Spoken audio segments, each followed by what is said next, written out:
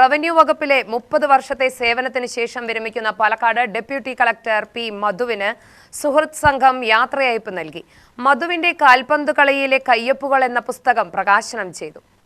Palakkad top in town Sheetal ഹാളിൽ നടന്ന ചടങ്ങിൽ പുരോഗമന കലാസാഹിത്യ സംഘം സംസ്ഥാന പ്രസിഡന്റ് വൈശാഖൻ യോഗം ഉദ്ഘാടനം ചെയ്തു. ഉദ്യോഗസ്ഥനായിരിക്കും 100% ഉദ്യോഗസ്ഥനായിരിക്കണം, ആ പദവിയിൽ ഓഫീസിലിരിക്കും.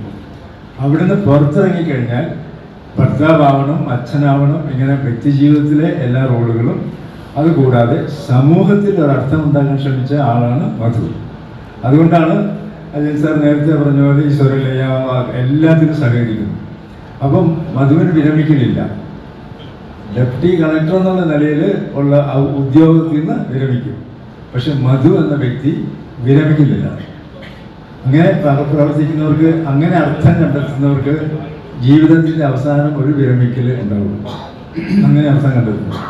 ഇപ്പം മധുവിനെ സംബന്ധിച്ച് അതുപോലെ ഈ പുസ്തകം, നേരത്തെ ലേഖനം എഴുതിയെന്ന് പറഞ്ഞ് പുസ്തകം എഴുതിയിരിക്കുന്നത് നല്ല കാര്യമാണ്. കാൽപന്ത് കളിയിലെ കയ്യൊപ്പുകൾ. അപ്പം മധു ഫുട്ബോൾ കളിക്കാറുണ്ടോ എന്ന് എനിക്ക് അറിഞ്ഞുകൂടാ. പക്ഷെ ഞാൻ ഫുട്ബോൾ കളിച്ചിരുന്നു. ഞാൻ മഹാരാജാസ് കോളേജിൽ പഠിക്കുമ്പോൾ ഫുട്ബോൾ ടീമിൽ ചേർന്നു. അങ്ങനെ കളിച്ചുകൊണ്ടിരിക്കുമ്പോൾ ഈ ഹെഡ് ചെയ്യാന്ന് പറഞ്ഞൊരു പരിപാടിയുണ്ട്.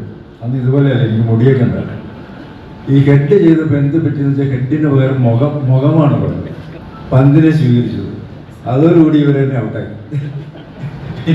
ദയവായിട്ട് ഞങ്ങളുടെ കൂടെ ടീമിലെ ഗ്രൗണ്ടിൽ കയറുള്ളൂ. സ്വർലയ സെക്രട്ടറി TR അജയൻ അധ്യക്ഷത വഹിച്ചു. കഥാകൃത്തും മുൻ പാലക്കാട് ജില്ലാ കളക്ടറുമായ KV മോഹൻകുമാർ പുസ്തകത്തിന്റെ പ്രകാശനം NN കൃഷ്ണദാസിന് നൽകി നിർവഹിച്ചു.